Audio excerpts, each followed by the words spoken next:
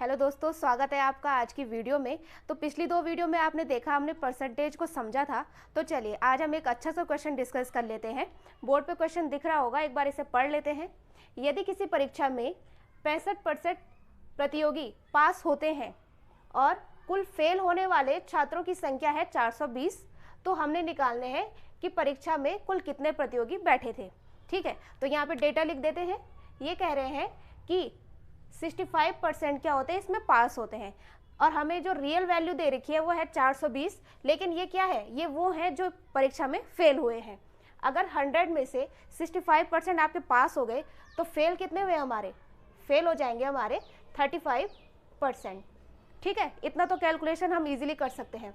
बाकी ये जो फेल हुए हैं ये हमें नंबर दे रखा है 420। ठीक, और इसके बाद जो है हम अपनी कैलकुलेशन को इजी बनाएंगे। तो इसे हम अगर 7 से काटेंगे तो आंसर यहाँ पे बच जाएगा हमारा 5%, और ये कट जाएगा आपका 6 बार, तो ये हो जाएगा हमारा 5% इक्वल टू 60। तो इसमें क्या करेंगे, अगर हम पहले वाले मेथड में जाएंगे तो हम ऐसा करेंगे कि 5% बराबर 60 है, तो 1% हो जाएगा 60/5, और 100% हो जाएगा हमारा, इसमें हम 100 का इंटू कर लेंगे। लेकिन हम यहाँ पे ऐसा नहीं करेंगे। तो कैसे करेंगे देख लेते हैं, थोड़ा शॉर्टकट करेंगे, क्योंकि हमें अपने एग्जाम में थोड़ा थोड़ा टाइम बचाना है। एक एक सेकंड काफ़ी इंपॉर्टेंट रहने वाला है। अगर हम इसी को यहाँ पे 100% बना दें तो क्या करेंगे, 20 का इंटू कर लेंगे, और यहाँ भी क्या कर लेंगे, 20 का इंटू कर लेंगे। ठीक है, तो ये आ जाएगा आपका 100%, और ये हो जाएगा हमारा 1200। तो ये आ गए हमारे 100%, यानी कि टोटल प्रतियोगियों की संख्या आ गई हमारी 1200। तो देख सकते हैं आप, हमने परसेंटेज की मदद से कितने इजीली इस क्वेश्चन को सॉल्व कर लिया है, और काफ़ी छोटी सी जगह में हमने इसे सॉल्व कर लिया। कुछ कैलकुलेशन तो हमने अपने दिमाग में ही कर ली है। तो इस प्रकार से ये क्वेश्चन हमारा सॉल्व हो जाता है। तो चलिए बढ़ते हैं नेक्स्ट क्वेश्चन की तरफ। यहाँ पे मैंने जो है आज की वीडियो में अलग अलग टाइप से क्वेश्चन लिए हैं, तो इसके अकॉर्डिंग आपके जो क्वेश्चन बनते हैं वो आप सॉल्व कर सकते हैं। चलिए क्वेश्चन पढ़ लेते हैं। यदि आयत की लंबाई में 50% की वृद्धि और चौड़ाई में 20% की कमी कर दी जाती है, तो क्षेत्रफल पर कितना वृद्धि या घटेगा, यानी कि टोटल क्षेत्रफल पे कितना फर्क पड़ेगा, ये हमें निकालना है। ठीक है, सबसे पहले लंबाई की बात करते हैं। लंबाई दी है इन्होंने 50% की वृद्धि। ठीक, चौड़ाई की बात करते हैं। चौड़ाई दी है 20% की कमी।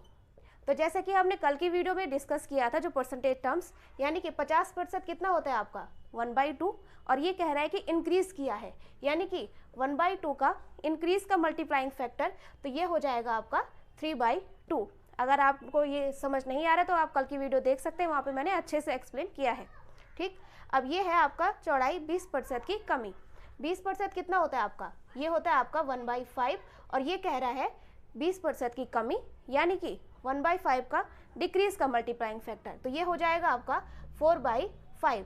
ठीक है, तो अब देखते हैं, ये कह रहा है कि क्षेत्रफल, तो आयत का क्षेत्रफल होता है लंबाई गुणा चौड़ाई। ठीक है, एरिया बराबर L इंटू बी।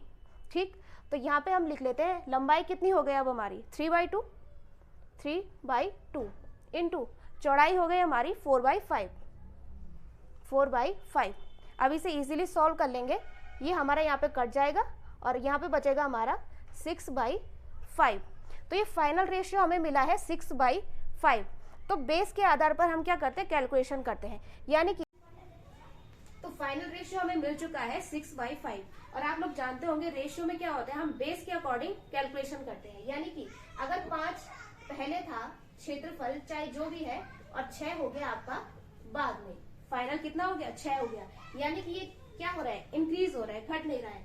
तो ये हो गया आपका 1/5 का इंक्रीज का मल्टीप्लाइंग फैक्टर, यानी कि आंसर हो जाएगा हमारा 20% इंक्रीज, और आंसर हो जाएगा 20% एरिया जो है इसका इंक्रीज हो गया है। कई बार क्या होता है कि हमें ऑप्शन में दिया रहता है 20% डिक्रीज, और हम निकालते हैं कि यहाँ पे 1/5 करके 20% आ गया, और जल्दीबाजी में इसे हम टिक कर लेते हैं, और करेक्ट आंसर आपका सी या डी में दिया होगा 20% इंक्रीज।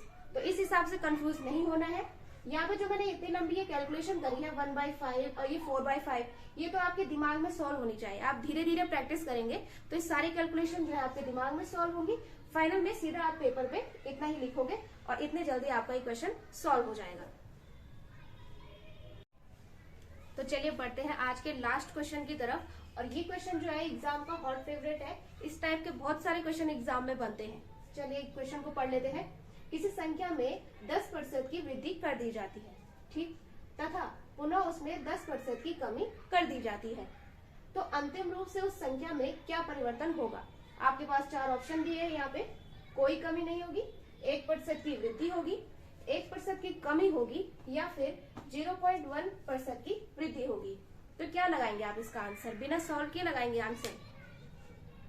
मैं जानती हूँ कि काफी लोगों का आंसर सीधा सीधा ये हो जाएगा कि 10% बढ़ाया है और 10% घटा दिया है तो इक्वल हो जाएगा और उसमें कोई कमी नहीं होगी, और वो टिक कर देंगे इसे, और जो कि हमारा सीधा सीधा गलत हो जाएगा आंसर। तो चलिए इसे सॉल्व करते हैं। छोटा सा ही सॉल्व होगा लेकिन इसे सॉल्व करेंगे। सबसे पहले कह रहे हैं कि 10% की वृद्धि कर दी जाती है, यानी कि 10% कितना होता है हमारा? 1/10, ठीक। 10% की वृद्धि यानी कि 1/10 का इंक्रीज का मल्टीप्लाइंग फैक्टर, तो ये हो जाएगा आपका 11/10। उसके बाद क्या कर रहे हैं? 10% की इसमें कमी भी की जाती है, ठीक है। 10% की अगर इसमें कमी की जाती है यानी कि 1/10 का डिक्रीज का मल्टीप्लाइंग फैक्टर, तो ये हो जाएगा आपका 9/10। तो चलिए अब फाइनल जो हमारा होगा उसे निकाल लेते हैं। फाइनल क्या हो जाएगा? पहले हमने 10% इसे बढ़ाया यानी कि 11/10, फिर हमने क्या किया? 10% इसे घटाया भी यानी कि इंटू 9/10। तो फाइनल रेशियो क्या मिल गया हमें? 99/100, ठीक। तो जैसे कि हमने पहले भी डिस्कस किया है, हमारा रेशियो जो होता है बेस के आधार पर हम इसे कैलकुलेट करते हैं। यानी कि पहले अगर था 100 तो अब फाइनल में क्या हो गया आपका? 99, ठीक। यानी कि हमारी हो गई है 1 की कमी हो गई है 100 में, यानी कि हो गया हमारा 1% की ये कमी हो गई है। तो करेक्ट आंसर हो जाएगा हमारा ऑप्शन नंबर सी। तो देखिए ये वाली कैलकुलेशन ये हमारी अभी दिमाग में होनी है, ये हमें लिखने की भी जरूरत नहीं पड़नी चाहिए। जैसे जैसे आप कैलकुलेट करेंगे, प्रैक्टिस करेंगे, ये सारी चीजें जो है दिमाग में सॉल्व होंगी। फाइनल में सीधा हमें ये लिखना है 11/10 इंटू 9/10, 99/10, और सीधा सीधा 1% की कमी। तो ये थी आज की वीडियो। इसमें हमने 3 अच्छे क्वेश्चन सॉल्व किए हैं और काफी अच्छे तरीके से और बहुत कम टाइम लेके हमने इन्हें सॉल्व किए हैं।